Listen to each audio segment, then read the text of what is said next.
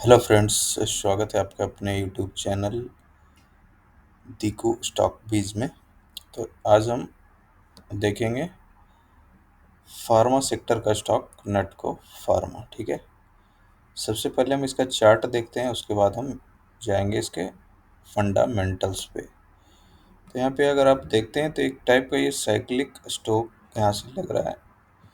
तो यहाँ पे आप देख रहे होंगे कि 18 जुलाई में यह हाई बनाया, फिर नीचे आया, फिर से हाई बनाया, फिर से नीचे आया, फिर से हाई बनाया, फिर से नीचे आया और फिर से यहाँ से रीबाउंड ले रहा है। तो यहाँ पे आप देखेंगे कि 517 के पास जो है बहुत ही ज़्यादा स्ट्रॉन्ग सपोर्ट है इस स्टॉक का।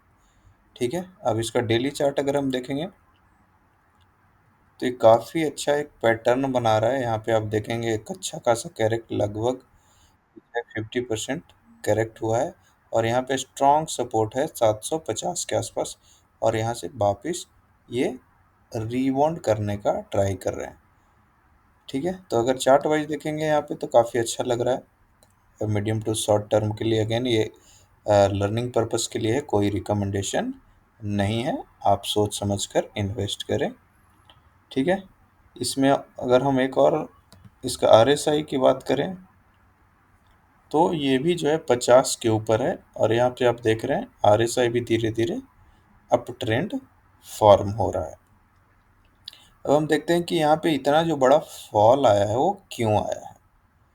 ठीक है, तो ये स्क्रीनर के वेबसाइट पे हम नटको फार्मा खोले हुए हैं। मार्केट कैप 15,000 करोड़ का है। वही अगर आप इसका 6 महीने पहले देखिएगा तो 1600 इसका हाई लगाया था अब, और करंट मार्केट प्राइस 860 रुपये है। Book value 425। ROC भी देखेंगे तो 30 से ऊपर है और ROE भी 28 से ऊपर है। इसका मतलब प्रॉफिटेबल है। वहीं सेल्स ग्रोथ की बात करेंगे तो भी 10 के आसपास है और डेब्ट टू इक्विटी ऑलमोस्ट, ये डेब्ट फ्री कंपनी है, प्लेज्ड नहीं है और पिछला 12 महीना में इसको 18,000 करोड़ प्रॉफिट हुआ है।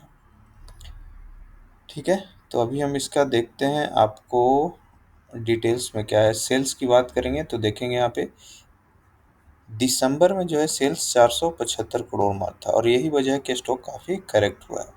उसके पहले 1300 करोड़ उस क्वार्टर में और करंट क्वार्टर में अच्छा रिजल्ट है 1221 जो इनलाइन है ऑलमोस्ट। तो यहाँ पे एक पैटर्न आप देखेंगे कि दिसंबर में जो है इसका हमेशा से डाउन रहता है। ठीक है, और इसी वजह से आपको यहाँ पे जो चार्ट दिख रहा होगा वो साइक्लिक दिखता है। ठीक है,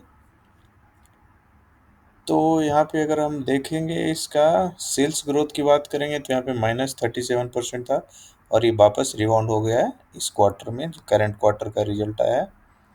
प्रॉफिट देखेंगे तो 320, ये करंट कंटिन्यूसली प्रॉफिटेबल है और इस क्वार्टर का प्रॉफिट 406 करोड़ है। वहीं पिछला में 132 था, उसके पहले 676 था।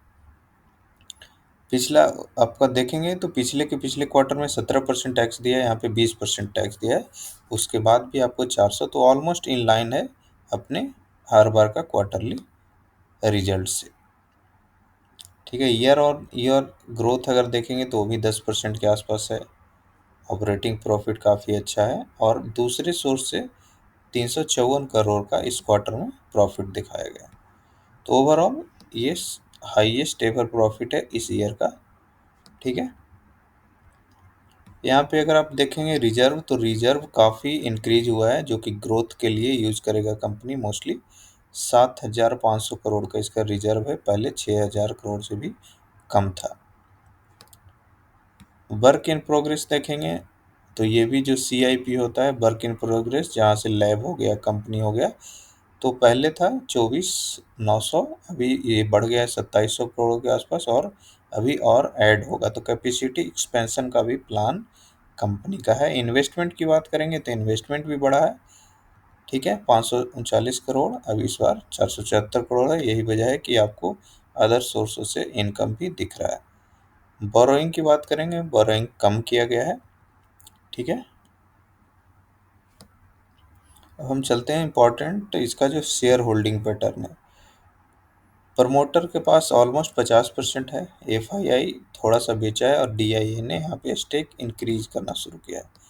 ठीक है, डीआईए स्टेक इंक्रीज करना से वापस से शुरू किया, एक पॉजिटिव चीज़ है। अगर कंपनी की बात करेंगे तो इसका बिजनेस देखेंगे तो क्या है, फॉर्मुलेशन है, एपीआई है और कॉन्ट्रैक्ट मैन्युफैक्चरिंग है, जिसमें ऑन्कोलॉजी स्पेशलिटी और कार्डियोलॉजी से रिलेटेड दवाइयाँ बनाती है, एपीआई है। तो अगर ओवरऑल देखेंगे तो ये मेरा पर्सनल व्यू है, अगेन ये लर्निंग नहीं है, एक तरह से बुलिश धीरे धीरे अप ट्रेंड स्टार्ट हो रहा है। ठीक है, तो ये वीडियो आपको कैसा लगा? शॉर्ट टर्म के लिए तो मुझे ठीक ठाक लग रहा है, अगेन ये कोई रिकमेंडेशन नहीं है, लर्निंग पर्पज़ के लिए आप अपना फीडबैक ज़रूर दीजिएगा। Thank you.